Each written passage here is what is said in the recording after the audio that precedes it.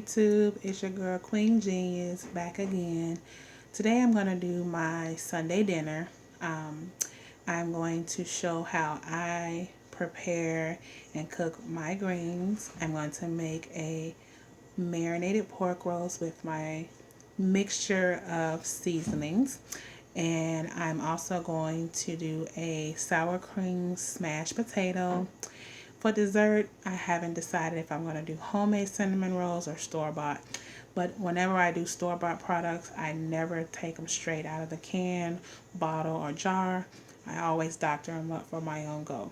So, I'm going to give you a quick overall of the ingredients that I'm going to use and the seasonings, and we're going to get started. Thanks for watching. So, here we go. We have the potatoes. I'm going to use regular baking potatoes. You can use red potatoes, white potatoes, purple potatoes, whatever your preference. They all work pretty well with this dish. I have my onions.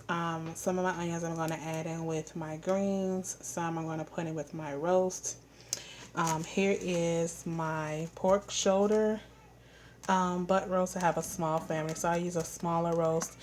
You can use whatever size you choose depending on your family. I also have greens. Yes, I bought the bag greens. I have two small children at home, so this saves me time. But even with the bag greens, I always wash them again when I get them. A couple of my seasons I'm going to use salt pork.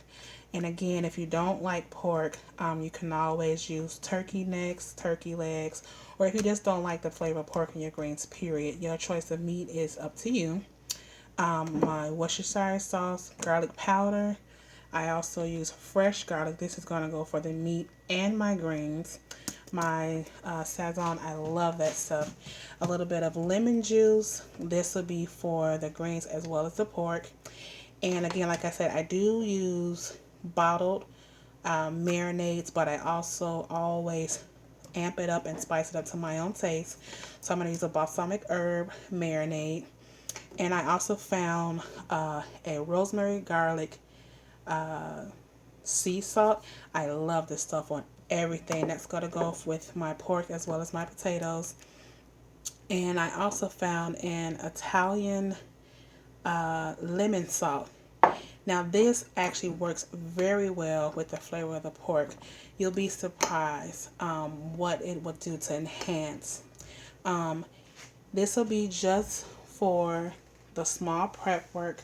I'll definitely be adding salt and pepper to the actual greens.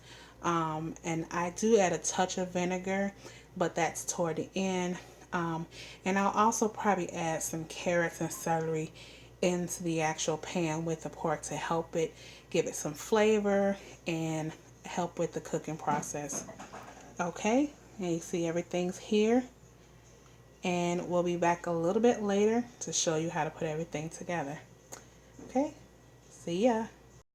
Alright YouTube, hey, I'm back. And I've already started cooking down the salt pork, which I rinsed, boiled down, and chopped up and sauteed. And I did a little bit of a change. Instead of the onions, I added a leek. This is what it looks like. I sliced it down the middle and I washed it very well. You have to make sure you wash them because they can get gritty. They're grown in the dirt, of course. They're full of dirt and sand. So you want to stir this up a little bit until the leeks become translucent. And at this point, you can start adding your seasonings. Like I said, I add a little bit of, a couple of shakes of Worcestershire, not too much. And I add a little bit of my rosemary garlic salt. And again, just a tad. Then you want to turn it around just a little bit. And then you want to start adding your greens. Now, a lot, and it may seem like it's not all gonna fit, but again, and these are pre-washed, by the way. I re-washed them, and you want to get every guy in there. Like I said, it may seem like, oh my goodness, I got too much, but it'll start going down, and you want to, this is my washed greens from the colander, and again, you want to make sure that you push it out as far as it will go. Once you get all of your greens in, like I said, it seems like a lot, but trust me, this is going to cook way down. So at this point, I'm going to add my chicken stock. Now you can add whatever liquids you like. I usually do half chicken stock, half water. I try to generally buy the low sodium because I like to add my own salt, because a lot of times the ones with all the salt and sodium are really salty. So you want to get it most of the way up, because you want to have enough liquid for them to braise in. And I'm going to add, and I love garlic, about 2 tablespoons full of fresh garlic.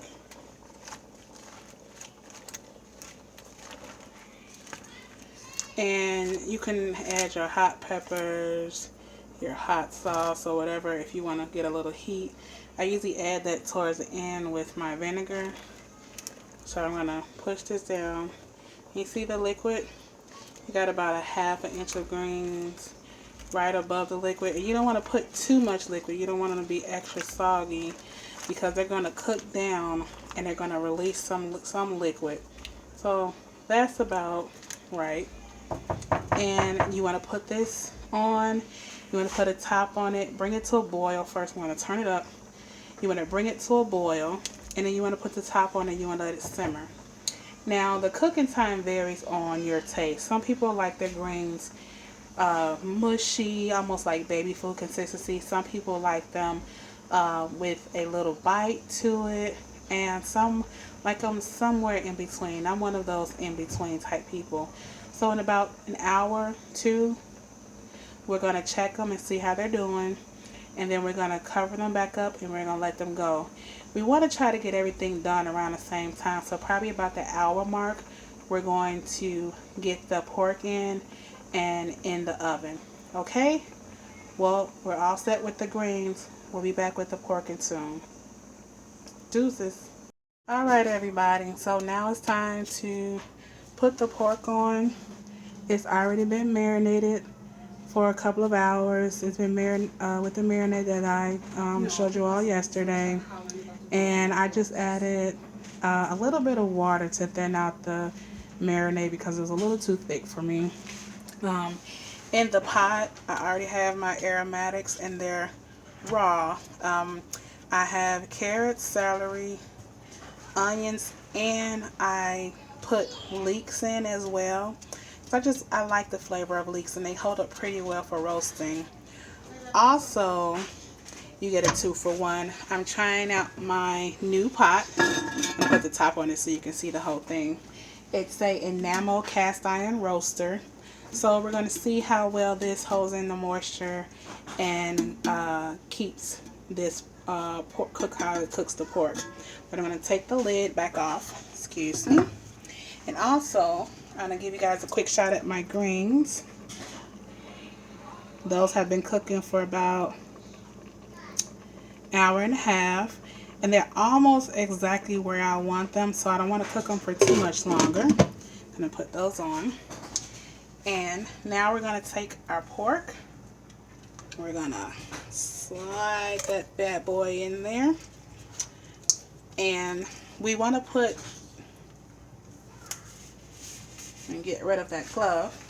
We want to put just a little bit of water at the bottom, or you can use chicken stock, beef stock, or a combination of both. I want to put just a little bit, or you can put a little bit of white wine if you choose, but I have kids eating. And I know that the wine does cook off, but it does leave a bitter taste sometimes, especially when you're cooking with pork. But you want to put enough water to just basically cover the vegetables, because you're only going to do a braise. You don't want the pork soaking in the liquid, because once the pork starts cooking, it's going to start leaching out its own liquids and fat. So you really just want the water down there to help braise the pork. You don't want it just swimming in liquid. And also my little handy dandy 1¼ cup measuring cup. This works out perfect for stuff like this. And I actually put just shy of a cup of water in. And again, it all depends on how much vegetables that you put in. But like I said, you want it to just cover the vegetables. You don't want it to cover the pork itself. At this point, you can add, if you have, as you can see, I also have a little bit of dried basil at the bottom. You can add any fresh herbs that you prefer, like thyme, rosemary will work very good with pork. And also, you can add apples to this as well. Maybe Golden Delicious apples, or you don't want to do anything like Granny Smith. Those are too tart, but Golden Delicious will work pretty well. You want to cut them in pretty big chunks, because this has got to cook for a little while. You don't want them to turn into applesauce. You can also use Red Delicious as well, because those are very firm apples and they will hold up to the cooking a little bit. But this is where we are with this. We're going to cover this now and let it cook in the oven. You want to go about an hour per pound, give or take a few. So we've got about a 3¼ pound roast here. About an hour and a half, we're going to go in and we're going to check to see how done it is. And again, you want to cook this till you're done. As usually they say that, you don't want to cook pork past a certain temperature, but you cook it for your preference. I mean, everybody likes their meat cooked the way they like it cooked, so I can't tell you how long you want to cook it. It's up to you. This is just the way I cook it. But you do want to stick a thermometer in just to check the temperature, and you want to see when you pierce it to make sure that the juice is running clear. That'll be your greatest indication that the meat is done. And also just make sure you know that there is going to be carryover cooking, especially since you're cooking in the cast iron. If you have a cast iron pot like I have, there will be a little bit of carryover cooking, so you want to watch out for that when you take the pork out. Okay, see you guys in a little. Okay, everybody, here it is, the finished product. Yummy. And see what I was saying? I only put a little bit of liquid in there. I don't know if you can really tell, but it gave off a lot more. Look at that. All that yummy goodness.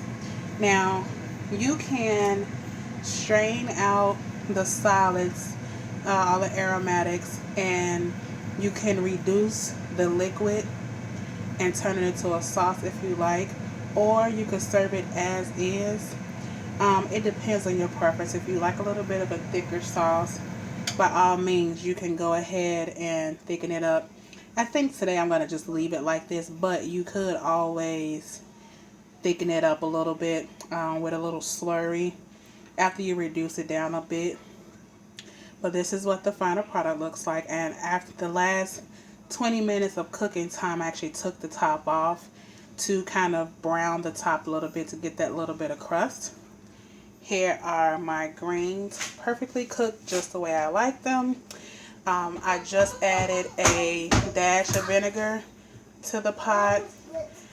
You can either do personal preference, you can do the hot vinegar to individual bowls, or you can add it to the whole pot. Since everybody likes vinegar in their greens in my house, I just add it straight to the pot at the very last minute, because you don't want it to cook out. You want to have that little punch.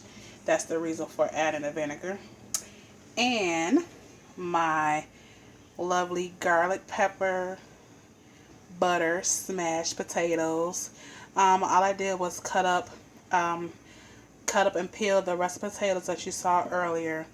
The way I portion out the potatoes, if they're huge, I do one per person. If they're small potatoes, I do 2 to 3, depending on the person and the size of the person. Like I have a young one at home, so I did one small potato for him.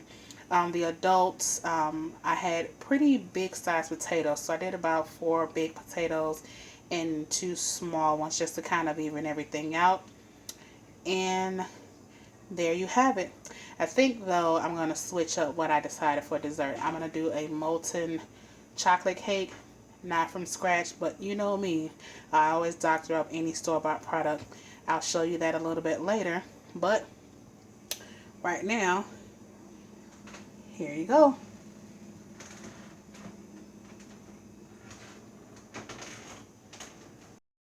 And there you have it, the finished plate.